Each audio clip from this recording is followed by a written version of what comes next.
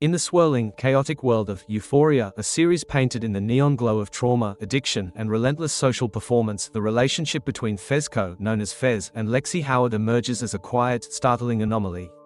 It is a story built not on spectacle but on the profound simplicity of two people seeing each other clearly for the first time, offering a rare and precious safety found entirely outside the ruthless game that every other character seems to be playing.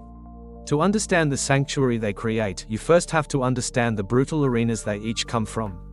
Fez is a character shaped by a childhood of harsh responsibility. Raised by his tough but loving grandmother, he was thrust into the role of a caregiver and then, out of necessity, into the role of a local drug dealer. His world is one of street codes, quiet threats, and the constant pressure to provide and protect. He operates in the shadows, a figure of both menace and unexpected kindness.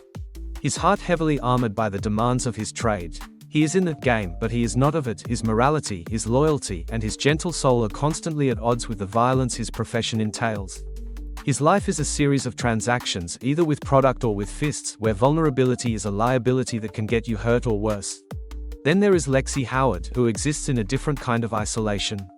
In the loud, hyper-sexualized, and drama-saturated halls of East Highland High School, Lexi is the quiet observer. She is the good girl, the sidekick, the one fading into the background while her best friend Cassie and her sister Rue command the spotlight with their chaotic lives.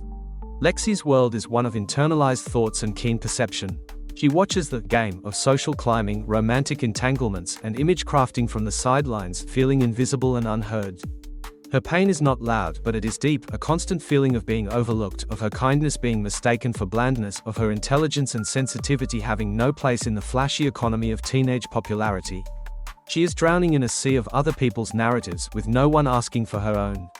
So when their paths cross, it happens in the spaces between the explosions of their respective worlds. Their initial interactions are clumsy, sweet, and utterly devoid of pretense. Fez doesn't see Lexi as a side character, he sees her. He listens to her with a focus that is foreign to her.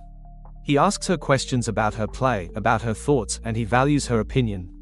To Fez, a man used to people wanting something from him, drugs, money, protection, Lexi wants nothing but his company. She isn't trying to score, literally or socially. She is just there, offering a gentle curiosity. Conversely, Lexi sees the man behind the dealer's reputation. Where others see only Fezco the supplier, a dangerous figure to be wary of, Lexi sees his nervousness, his old-school manners, his protective love for his brother Ashtray, and the weight he carries on his broad shoulders. She doesn't romanticize his job, she simply recognizes that his job is not the sum of his person.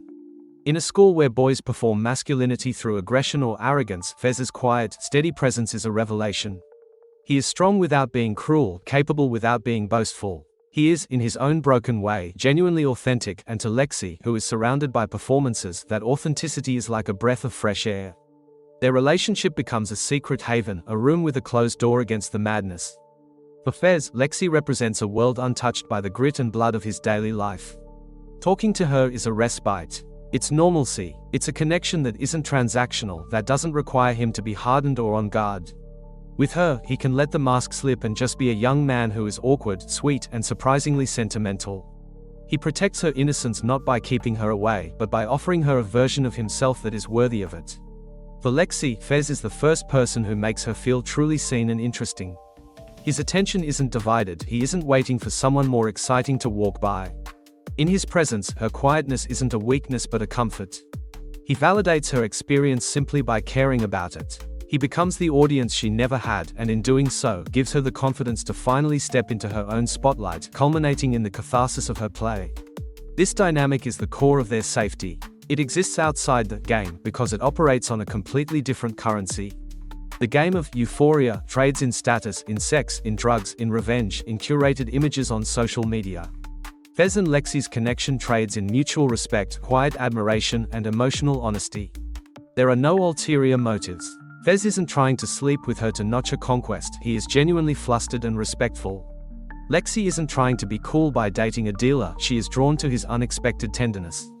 Their dates aren't glamorous parties but simple, heartfelt conversations in a living room or at a diner.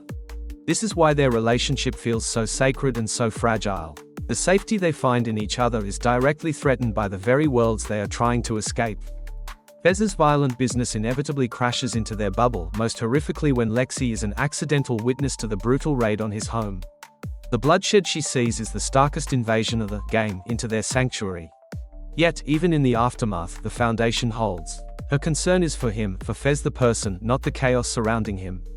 And his devastation is not about his business losses, but about her having been exposed to that horror, about the stain of his world touching her. The tragedy of their story is that the pure safety they offer each other might not be enough to withstand the external forces that Fez's life unleashes. But that doesn't diminish what they built. In a show about the damage people inflict on themselves and each other, Fez and Lexi's bond is a quiet thesis on healing. It argues that safety is found not in perfection, but in being accepted with all your flaws and history. It's about finding someone whose silence is comfortable, whose look makes you feel steady, and whose presence feels like a place to rest. They are, for each other, a pause button on the chaos, a proof that outside the exhausting performance of the game, two people can simply sit together, ask, "You good?" and mean it, building something real in a world saturated with everything fake. Their story is a tender, heartbreaking reminder that sometimes the most radical act of love is simply to offer a peaceful place to land.